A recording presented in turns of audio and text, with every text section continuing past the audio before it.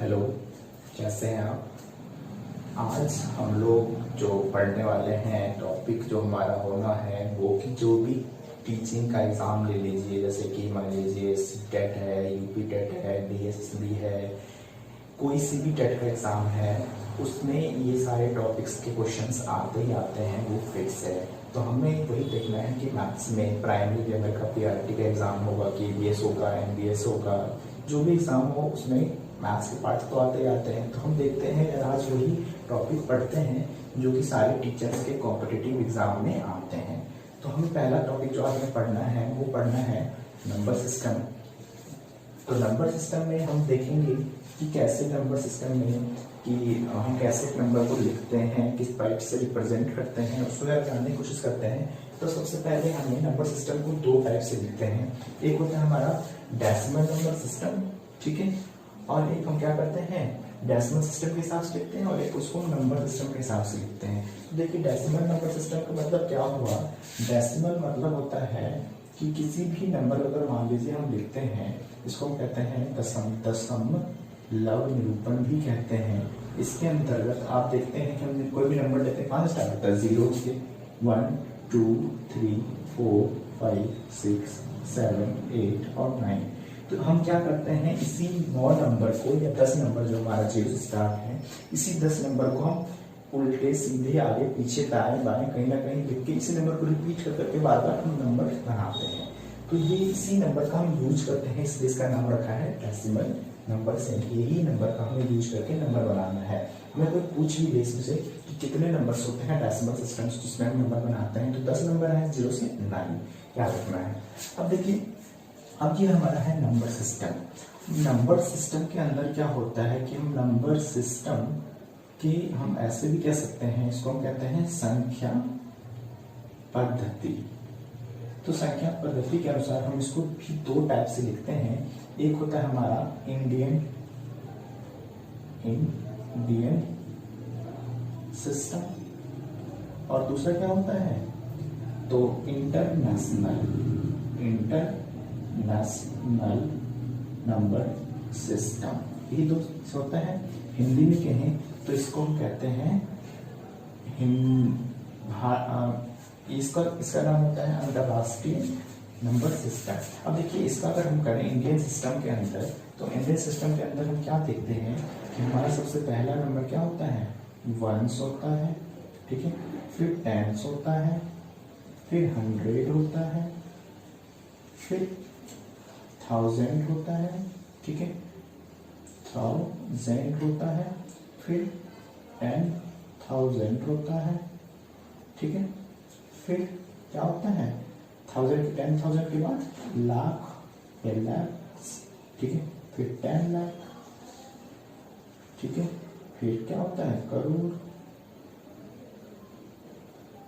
ठीक है, करोड़ होता है, फिर 10 करोड़ होता है, ठीक है। इस हिसाब से बढ़ता हुआ चलता है। अगर हम देखें तो हिंदी में इसको क्या कहते हैं, इसको कहते हैं हम इकाई, ठीक है, हिंदी में इसको कहते हैं दहाई, इसको कहते हैं सैकड़ा, इसको कहते हैं 1000, इसको कहते हैं 10,000, इसको कहते हैं लाख, इसको कहते हैं 10 लाख, ठीक है, इसको कहते हैं करोड़, इसको कहते हैं 10 करोड़, और इसके बाद क्या होता है अरब होता है, ठीक है। हम कर लेते हैं। अगर हम इसकी पावर की बात करें, 1s का मतलब क्या होगा कि 10 की पावर क्या होगी, ये 1 है तो ये 1 ही रहेगा, ठीक है, यानी कि 10 की पावर 0 कहते हैं इसको।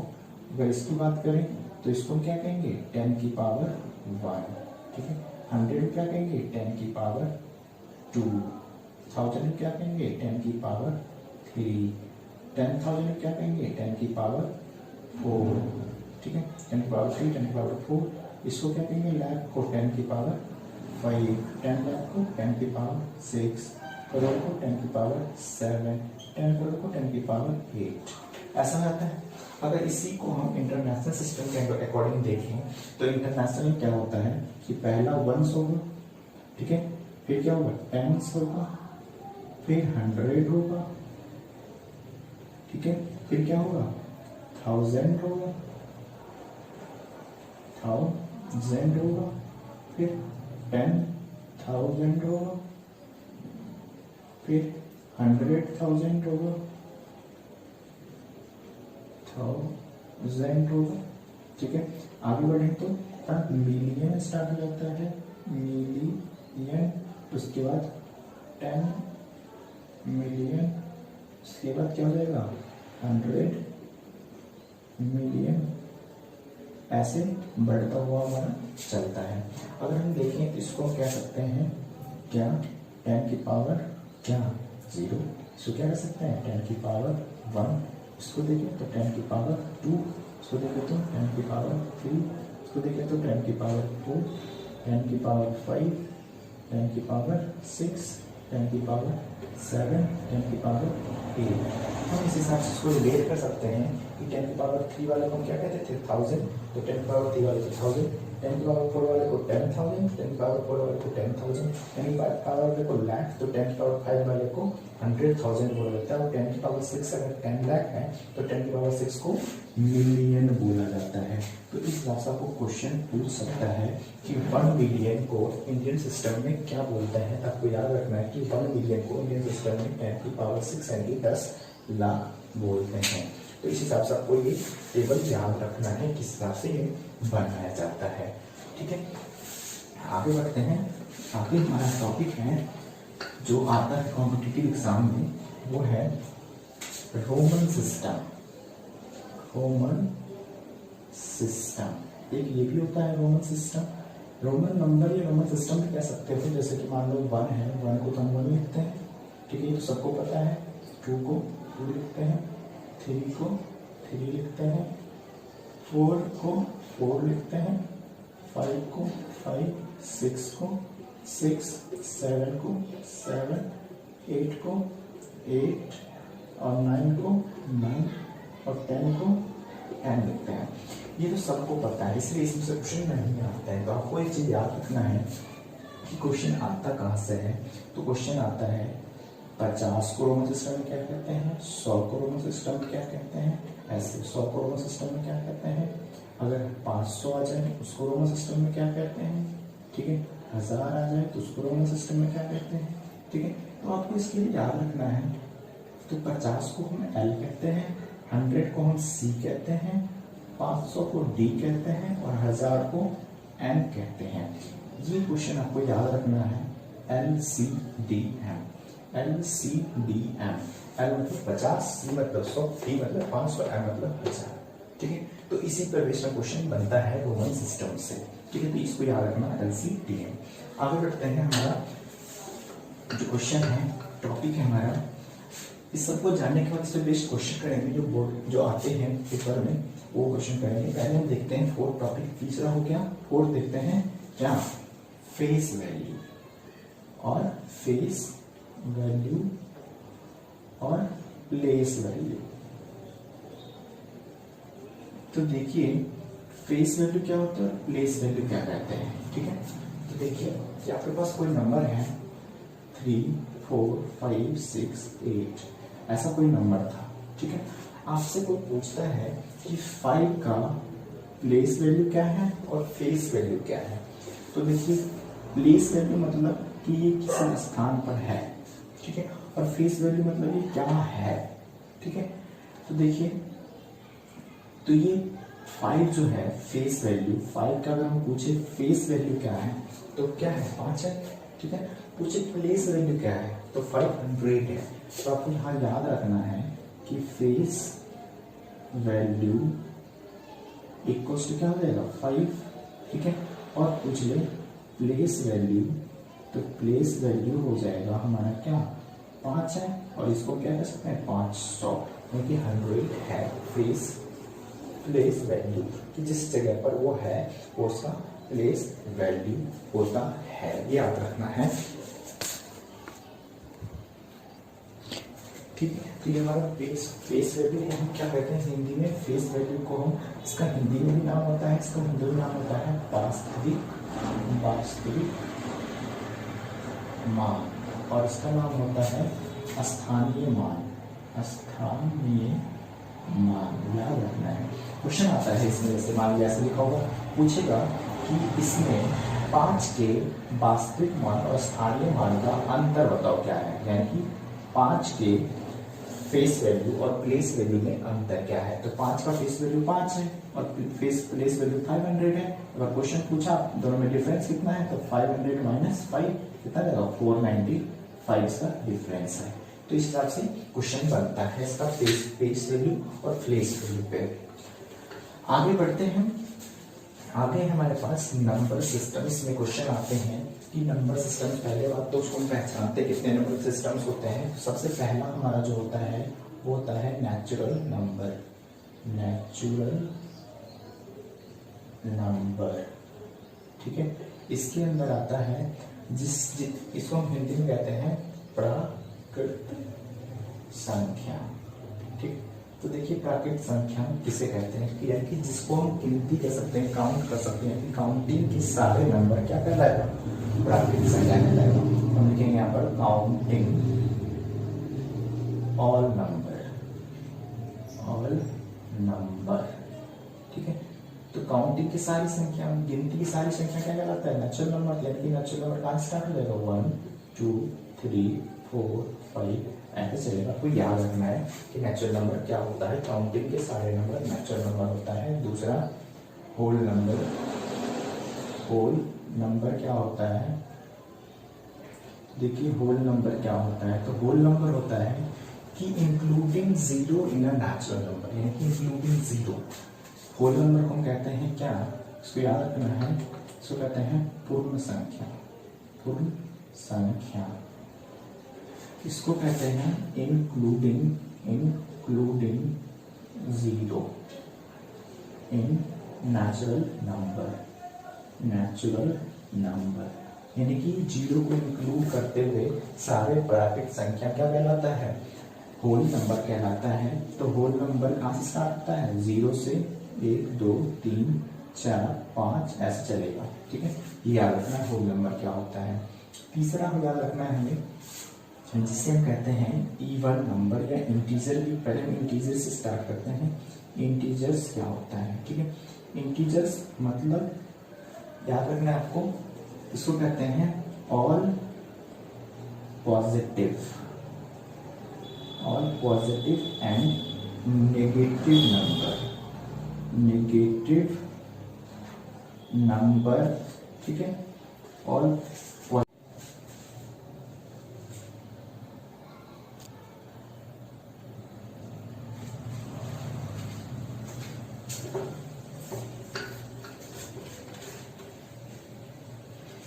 तो नेक्स्ट है हमारा इवन नंबर हो गया। अब देखते हैं 5वां ऑड नंबर क्या होता है। ऑड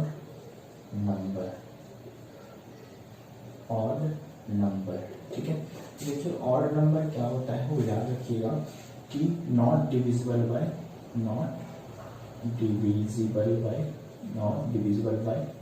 2, जो 2 से डिवाइड नहीं होता है, इसको कहते हैं हिंदी में विषम संख्या।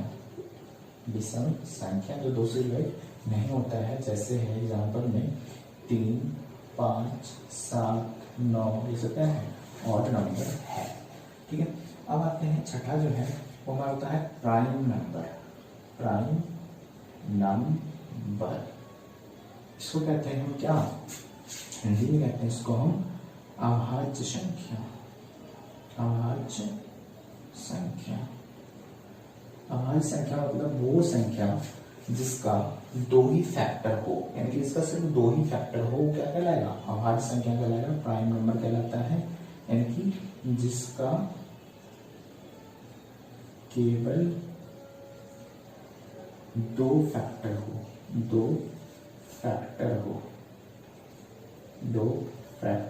हो। जैसे मान लीजिए आपके पास 4 है, इसके कितने फैक्टर होते हैं, 2 1 2 और 4, यानी 3 फैक्टर हो गया, तो ये नहीं होगा प्राइम नंबर। और इसे मान लीजिए 3 है, तो 3 का क्या हो जाएगा, 1 और 3 2 ही फैक्टर है।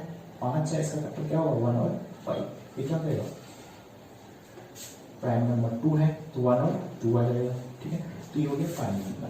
अब इसमें क्वेश्चन आता है कि सबसे स्मॉलेस्ट इवन प्राइम नंबर क्या है। सबसे स्मॉलेस्ट इवन प्राइम नंबर, देखिए दो एक इवन है और प्राइम नंबर भी है, तो आपको याद रखना है स्मॉलेस्ट इवन प्राइम नंबर क्या हो जाएगा 2, याद रखना है। अगला टाइप जो हमारा है वो होता है कंपोजिट नंबर। कंपोजिट नंबर कहते हैं संयुक्त संख्या। अब देखिए इसमें क्या होगा कि जिसमें मोर देन 2 फैक्टर होगा, यानी कि इसमें हो जाएगा मोर देन 2 फैक्टर। इसके अंदर 2 से ज्यादा फैक्टर हो जाए क्या कहलाएगा, कंपोजिट संख्या कहलाएगा। जैसे मान लीजिए 6 है, जिससे कितना लगेगा 2 है, 1 है, 2 है, 3 है, 6 है, 2 ज्यादा हो गया, इसलिए क्या कहेंगे कंपोजिट नंबर कहते हैं। ठीक है, आगे बढ़ते हैं। अगला जो पार्ट है हमारा, ये कंपोजिट नंबर था। अगला जो है हमारा वो होता है कौन सा था, कंपोजिट नंबर था हमारा 7वां। 8वां जो हमारा है एक होता है को प्राइम नंबर। इसको कहते हैं सहअभाज्य संख्या।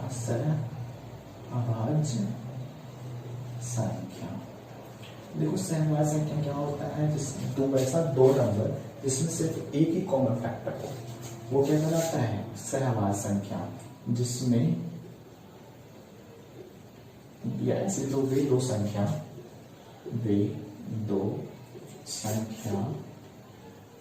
जिसमें केवल एक कॉमन फैक्टर हो।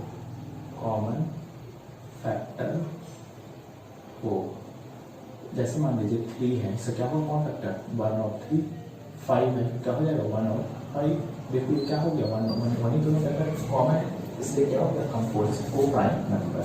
आगे आते हैं, अगला हमारा होता है रैशनल नंबर।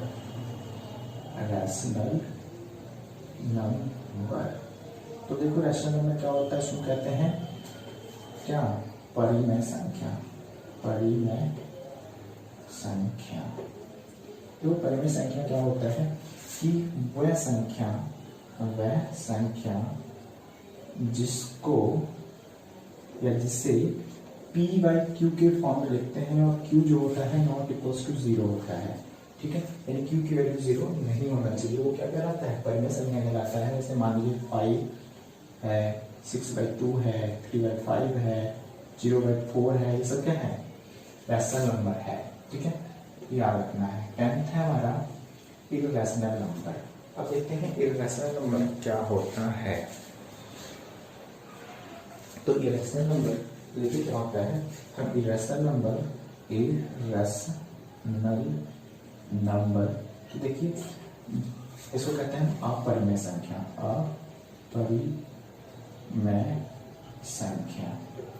इसमें क्या होगा, वह संख्या जिसे p/q के फॉर्म में नहीं लिखा जाता है,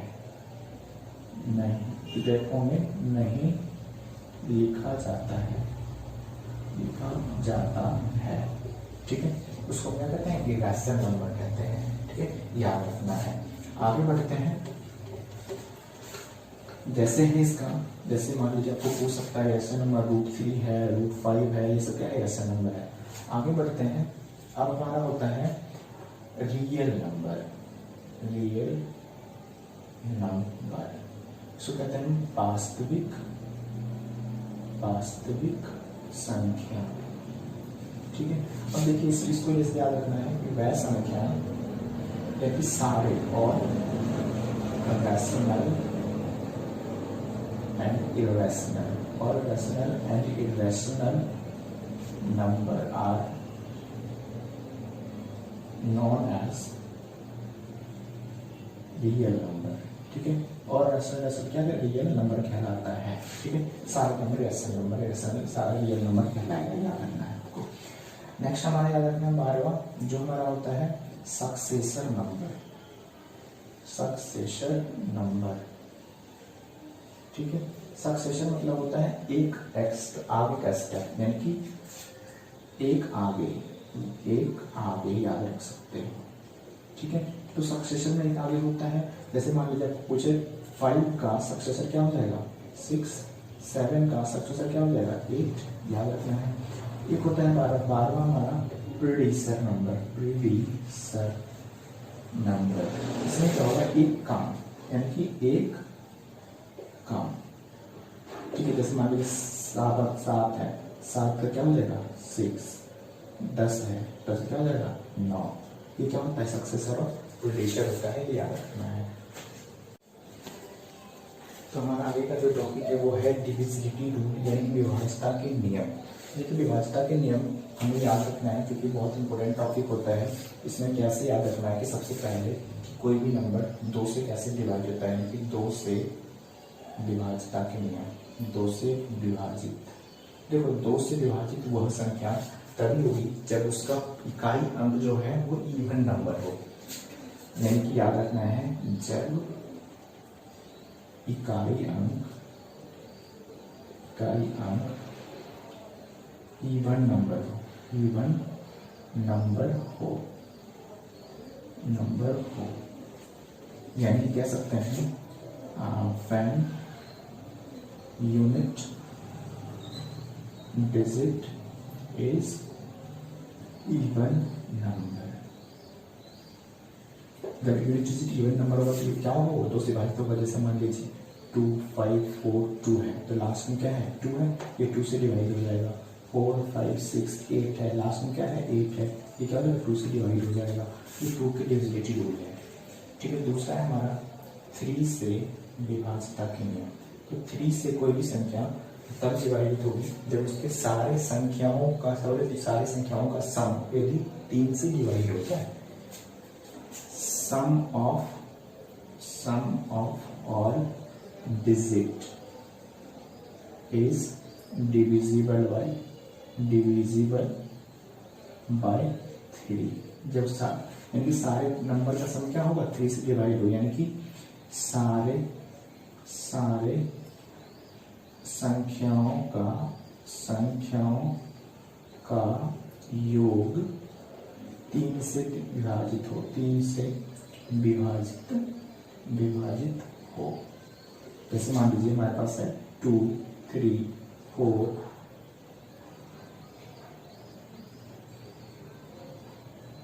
6 ये लिखा हुआ। अब देखिए इसको हम ऐड करते हैं, कितना हो जाएगा 2 + 3 + 4 + 6, 6 + 3 13 तो 15, तो 15 आ गया। 15 को 3 से डिवाइड कीजिए, कट गया 5 बार में, यानी कि पूरा नंबर क्या होगा 3 से डिवाइड हो जाएगा, डिवाइडेड बाय 3, ये 3 से डिविजिबल होगा, ठीक है। अब देखते हैं तीसरा 4 से, ठीक है। तो कोई भी नंबर 4 से तभी डिवाइड होता है जब उसके इकाई और दहाई अंक का जो बना हुआ संख्या जो है वो 4 से डिवाइड हो जाए। ये आपको याद रखना है कि क्या होगा 4 से विभाजित तभी होगा जब उसके इकाई और दहाई अंक से बना हुआ संख्या number are divisible by 4 when the number obtained by ones and tens place number is divisible by 4। यानी इकाई और दहाई अंक से बना हुआ नंबर जो है यदि वो 4 से डिवाइड हो तो संख्या 4 से डिवाइड हो जाएगी। जैसे मान लीजिए हमारे पास है जैसे हमको क्वेश्चन ले लेते हैं, बुक का क्वेश्चन है, मान लीजिए 1 5 6 4 1 5 6 7 6 4 7 6 4 ऐसा कोई क्वेश्चन है मान लीजिए, ठीक है। पूछ रहा है कि ये 4 से डिवाइड है कि नहीं है। तो देखिए इसका इकाई और दहाई, ये है इकाई और दहाई, यानी कि 64 को 4 से डिवाइड कीजिए तो देखिए 16 बार में 64 कट गया, यानी कि ये 2 नंबर 4 से कट गए, यानी कि पूरा नंबर क्या होगा 4 से डिवाइड होगा, याद रखना है। डिविजिबिलिटी क्या होगा जब इकाई और दहाई अंक से बना हुआ 4 से डिवाइड हो वो 4 से डिवाइड होगा। ठीक है, आगे बढ़ते हैं 5 से डिविजिबिलिटी की प्रूफ। ठीक है, यानी 5 से 5 से, देखो 5 से डिवाइड कैसे होता है, जब किसी संख्या का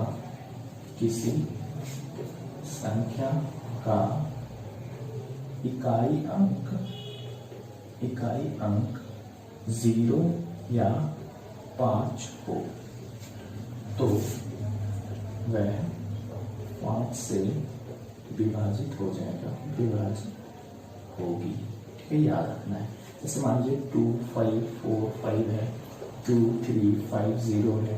ठीक है, देखो लास्ट में क्या है, 5 है। जब 5 है इसका मतलब क्या होगा, ये 5 से डिवाइड होगा। लास्ट में क्या है, 0 है, ये 5 से डिवाइड हो जाएगा। ठीक है, ये बहुत ईजी है। अब है 6 से। ठीक है, तो 6 से डिविजिबिलिटी रूल होता है, जब कोई भी संख्या जो है उसका फिर सारे डिजिट का सम होता है। जब कोई संख्या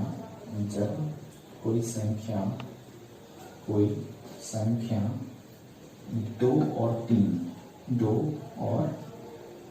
3 दोनों से विभाजित हो, दोनों से डिविजिबल हो। जब 2 और 3 दोनों से डिविजिबल होगा तो क्या हो जाएगा, वो 6 से भी डिवाइड हो जाएगा। 2 का मतलब क्या है, इवन नंबर होना चाहिए, 3 का मतलब है कैसे करना है, तो 6 से आराम से निकाल सकते हैं। अब देखिए 7 से क्या होता है, जब किसी संख्या के इकाई अंक को दुगुना करके बचे हुए संख्या में से घटाने पर बची संख्या यदि 7 से विभाजित हो तो वह पूरी संख्या 7 से विभाजित होगी। एग्जाम्पल देखते हैं। जैसे मान लीजिए हमारे पास क्वेश्चन है, जैसे कोई क्वेश्चन देते हैं 24 और 29 है। जैसे मान लीजिए आपका जो क्वेश्चन है 24 है 29 है। अब इसको क्या कीजिए, इसका इकाई अंक ये है, इसको कीजिए डबल, कितना हो जाएगा 18। अब हमारे पास है 24, बची हुई संख्या ये है तो 242 बची हुई संख्या, डबल कर दिया 18, इसमें से माइनस कर दीजिए, कितना बचेगा 4 और ये हो जाएगा 3 में से क्या 2 बच गया 224। अब 224 जो है इसको कीजिए 7 से डिवाइड, तो 7 या 21 बच गया 1 4, तो 7 से 2 बार में कट गया 14 कट गया, यानी कि ये देखिए तो ये क्या हो गया, ये नंबर भी जो होगा वो 7 से डिवाइड हो जाएगा। ठीक है, यानी कि इकाई को डबल करके बचे हुए संख्या में से माइनस करने से जो आएगा उसको 7 से डिवाइड करें तो अगर डिवाइड है तो क्या हो जाएगा, वो 7 से डिविजिबल होगा। अब 8 का देखते हैं, 8 की डिविजिबिलिटी रूल क्या कहता है। 8 का डिविजिबिलिटी रूल कहता है 8 से। ठीक है, तो इसमें होगा यदि नंबर डिविजिबल बाय 8, जब मान लो कोई नंबर होगा उसको कोई संख्या उसके 3 अंकों का सम, 3 स्टार्टिंग 3 अंक जो है वो यदि 8 से डिवाइड हो, और नंबर या ऐसी जो संख्या जिस संख्या का स्टार्टिंग का शुरू का या इकाई दहाई या शुरू का लिए स्टार्टिंग के 3 अंक से बड़ी संख्या